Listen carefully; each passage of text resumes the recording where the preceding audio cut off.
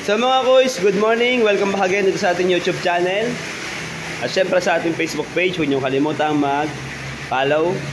So sa mga bago pa dyan, huwag niyo kalimutang mag-subscribe. So ngayon, request ng marami, TMX Series 3. So magkakabit po tayo ng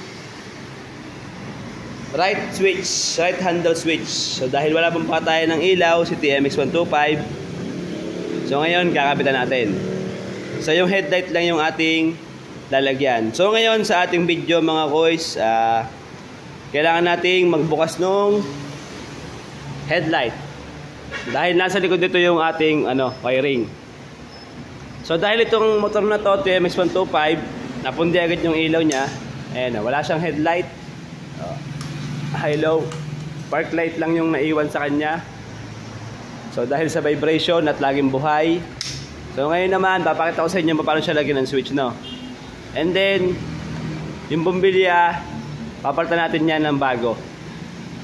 So yung wiring lang muna yung natin ipapakita ko sa inyo kung paano siya kapitan. Paano yung tamang linya niya. Kasi itong bumbilya, wala pa tayong available. So bukas, siguro, pagdating ng parts custodian namin, pumasok na, papalitan ko siya ng bago. Sabihin sa inyo kung magkano, tsaka paano install, no? So ngayon, ito muna yung switch. So huwag nyo kalimutan mag-subscribe bago tayo magsimula. Okay, tarahin na natin. Okay mga guys, magsimula tayo.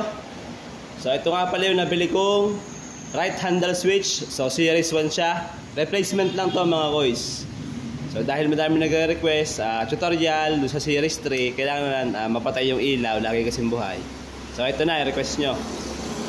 So ito nga pala, ilalagay ko yung link sa description kung saan makakabili ng ganito. Left and right na to, napakamura lang. At magandang klase siya. So ano yung gagawin syempre mga boys? Tanggalin muna natin yung kanyang right handle switch. Tapos bubuksan nyo itong kanyang headlight. So mga boys, ito yung ating natanggalin, yung kanyang right handle switch. So napakadali naman tanggalin ito. Kailangan nyo lang is 14 na open wrench tapos Phillips screw. Okay, tanggalin natin.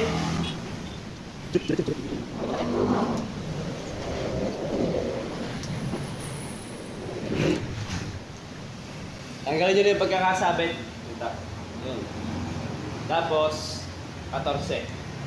So after nyan, kalasin natin yung kanyang headlight. Meron lang siya dito sa ilalim, dalawang Philip. So napakadali lang naman tanggalin yan, So kailangan nyo lang is Phillips screw.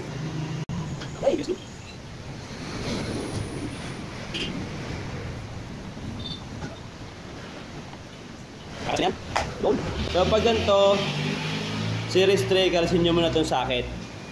Para yung headlight hindi siya nakalaylay. May socket siya dito, dalawa.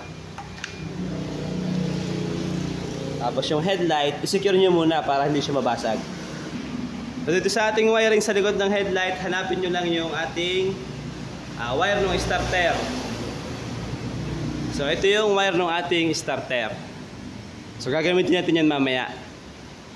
Tanggalin lang natin to, yan. So meron siyang yellow na red, yellow na may stripe na kulay red, tapos solid black. Para matanggal nyo yung switch dun sa right handle. Okay.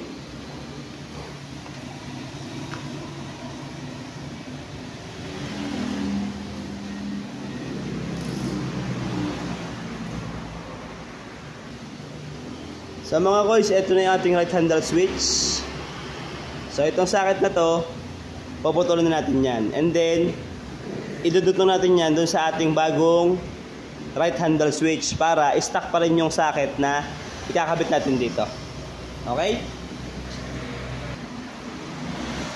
So dito sa ating right handle switch na replacement na bago, hanapin nyo lang yung yellow na may red tapos solid na black. So putulin na natin yan. Okay? Tapos putulin na rin natin yung socket wire ng ating stock na switch.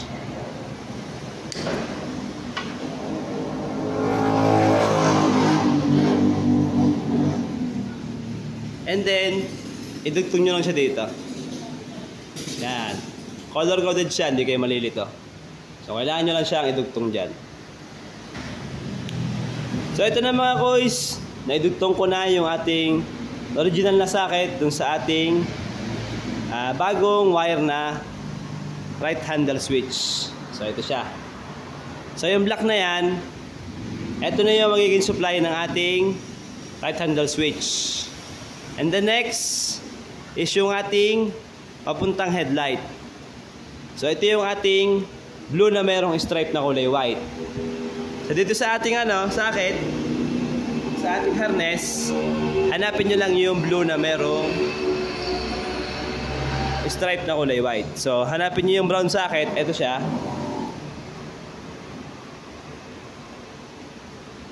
So, kailangan nyo lang siyang tanggalin dito sa pagkakakabit sa kanya. So, itong blue na to is papunta dun sa ating right switch. Itong side na to. So, dito sa side na to, tanggalin nyo lang siya. Sundutin nyo lang yung lock doon sa socket, and then makakalas nyo na to. Tapos, idudutong natin yan dito. Ito na yung magiging supply niya, yung bagong switch natin. So, idugtong na natin. So, bago ko makalimutan, bago nyo pala idugtong yung blue na may stripe na white, so kailangan yung socket natin is nakapasok na dun sa likod. Andito na siya sa loob ng ating headlight. Kasi pag dinugtong dito sa labas, hindi nyo siya masasarahan. So, ito, sundot lang to ng yung lock niya, sundutin nyo lang ng matulis. Makakalas nyo na yan ito. Yung blue na may stripe na kulay white. Okay? Ito mga koys, yung ginawa ko, yung bagong socket ng blue na may stripe na white. So, pinipay ko siya. Tapos, yung wire na galing dun sa socket ng original na harness, isunuot ko na lang siya. Ayan o. Matibay siya. Pipiin nyo na lang. Ayan o. Para hindi nyo na siya paputulin. Okay, tapos, syempre, lagyan nyo ito na ang tape. Okay, ito naman next natin is yung kanyang kill switch. So, hanapin nyo lang doon sa ating bagong switch. Yung black na mayroong stripe na kulay green. And then yung pure green. So, ito yung wire ng kanyang ignition switch. Ito naman yung wire ng ground line sa ignition switch. Ito yung kulay pula, supply galing battery. So, dito nyo siya itatap. Solid green. Green din ng bagong switch. And then, black na may stripe na white, dun din. Ayan pares na pares lang. So, dun tayo magtatap. Okay? Tap na natin. So, ayan mga koys, itap na natin yung ating kill switch. So, ganyan yung ginawa natin, Ayan. Isinuot na lang natin dun sa ground. At dun sa kanyang black-white. So, kailangan lang ma-secure nyo yan mga koys na hindi siya magdidikit.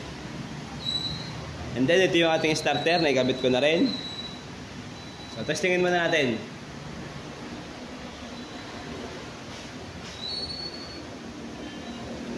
So, ito na yung kanyang switch. Diyan tayo. Starter. So, yung motor may start na. Okay. Kill switch tayo, kill switch. Namatay yung motor. And then, hindi siya i-start.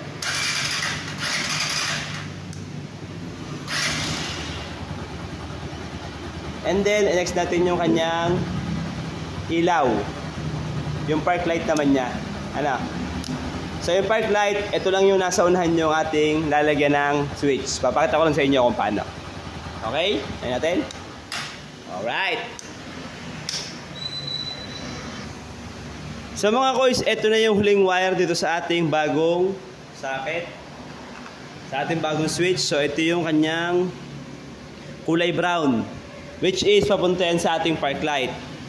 So yung socket ng ating park light, papuntang headlight. So ito yon. Paputulin na natin yan, galing sa harness. And then magtugtong kayo ng konting wire para maabot niya. Ayan idugtong nyo lang yan.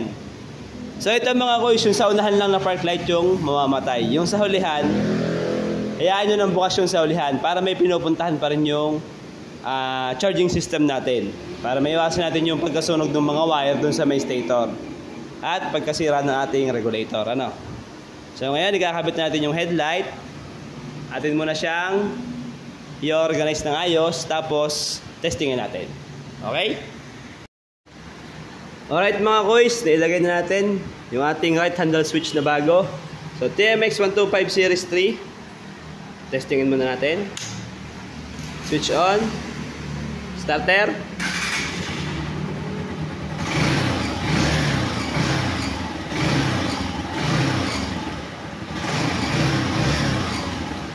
Kill switch. Patay.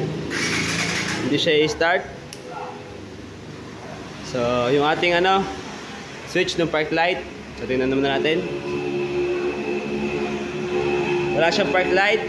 So, switch on. Okay. So, yung headlight niyan, hindi pa natin siya napapalitan ng bago.